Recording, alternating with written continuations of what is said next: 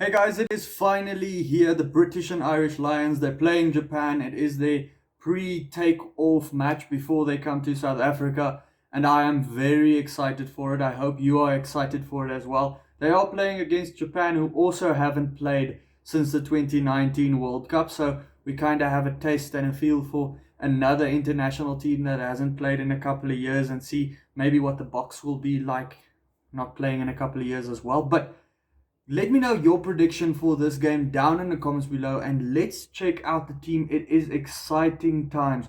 If you do look at the two teams, the British and Irish Lions, they basically have mostly Irish and Welsh players in their starting team. Not too many English players, but that was explained by Gatland because of a lot of the Saracens players only linking up a couple of days ago with the squad, and obviously they are still in their semi-finals and final stage of the Premiership.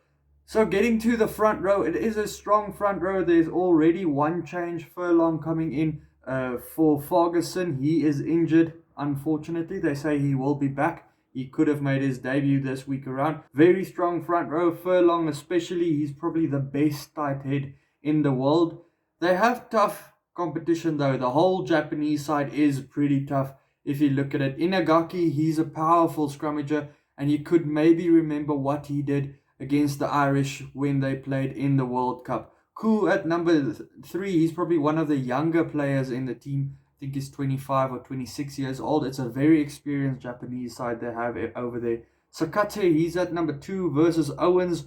Owens probably being the best hooker at this stage in the UK, being a veteran in the side as well. So I think that front row battle is going to be strong. Maybe the Lions having it in their favour there though. Getting to the second row, very tall second row with Henderson and Jones, the captain for the side. Both teams have very good line-out jumpers from 4 to 8. Literally, both teams have options all over. Wimpy van der Walt, another South African-born player that is going to be playing against the Lions. It is kind of a dream come true for a guy like him. Labuschagne, van der Merwe, he's in the Lions team. And then Matsushima, he's also South African-born. Moore, he's at number 5 up against Alan Wynne-Jones. Big game for him there. I think second row wise, the Lions might have a bit of an edge there as well. But you don't just look at the second row when you go to lineouts. You have to compare the loose forwards as well. Byrne, also a good jumper for the team. He's on debut this week around for the Lions. He's up against the captain of the Japanese side, Leach. He's always a powerful player. Always gives 110% for the side. So does Labuschagne. Both of them have captained the side a couple of times. So both of them very strong engines for the team. And that is going to be a big matchup between Leach and Byrne. And then Tipuric and then Labuschagne. Big games.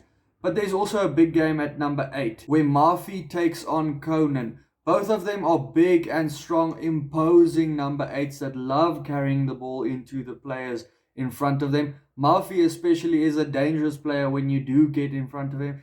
Both of these guys are similar players probably to Duane Vermeulen.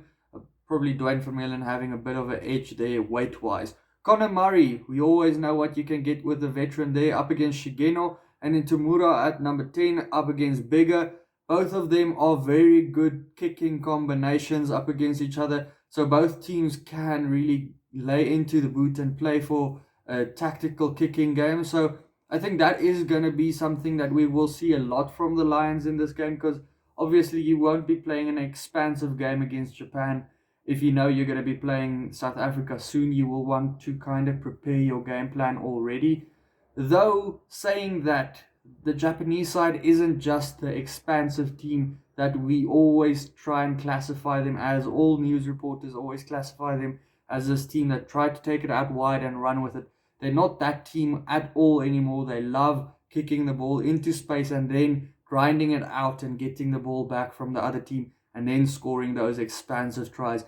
They have a lot more tactical game to it, and you can see that with 4 of the players in the Japanese backline is actually fly half capable players. All of them can actually play fly half. So it's only the wingers that haven't played fly half. So they can play a very tactical kicking game in this one. So Bigger and Murray will have an important game here, along with Williams at number 15. Henshaw and Aki probably not too known as kickers.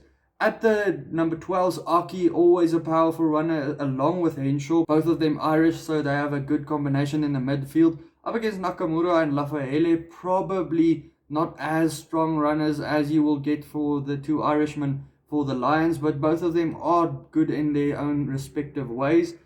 Out wide on number 11, there are two powerful runners. There's two very big 11s. Van der Merwe, 105 kgs up against Fafita. Okay, yeah, they're not going to be on the same side of the field, but Fafita, 110 kgs. I think he's 23 years old.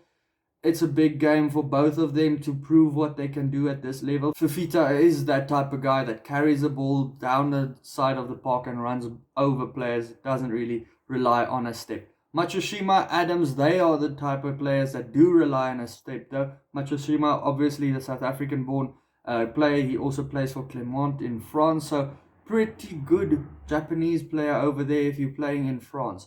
On number 15, Yamanaka, he's a fullback, fly half, center player, very experienced. He's 33 years old. Up against Liam Williams, also experienced. He's such a good number 15, one of the best in my opinion. So both of them have a big game ahead of them. Both of them have to manage the ball very well from the back. I think there is going to be a big kicking game from these two back lines. Getting to the benches, the first thing that draws my attention is Japan going with a 6-2 split. So they'll try to win it up front. That's a similar bench that they'll probably expect. The Lions probably will expect from the Springboks having a 6-2 split there with forwards being 6 players. So the Lions will get a good preparation here. You can also see the Lions have a lot of English players on their bench. Those guys haven't been with the squad for too long. And that is what Japan might be happy about, because just looking on paper, the Japanese bench is not as good as the Lions bench, though there are a couple of guys that really stand out. Jamie George for the Lions, always a brilliant hooker. Sinclair, he also comes in to the side now because of that injury to Ferguson. Wyn Jones, powerful scrummager as well. So it's a very powerful front row that comes on for the Lions. Up against Hirokoshi, Miller and Ivalu, probably not as good as the Lions. Courtney Laws and Falatau. Falatau, can't wait to see what he does for the Lions again. He's always a threat on the park. He has a big game though, because he's up against Himeno, who's been brilliant in New Zealand. He's been playing for the Highlanders in their Super Rugby season this year. And he's been brilliant. He was Rookie of the Year in New Zealand as well. So that's a big game at number 20 when both of them does come on. Tatafu, he's at number 21. So that's the 6th forward for them. So the two number 9s is Ali Price and Saito. Matsuda at number 23. He can play center/winger as well. And then Owen Farrell, he is one of the leaders in the group. Anthony Watson, always a dangerous guy out wide to score tries.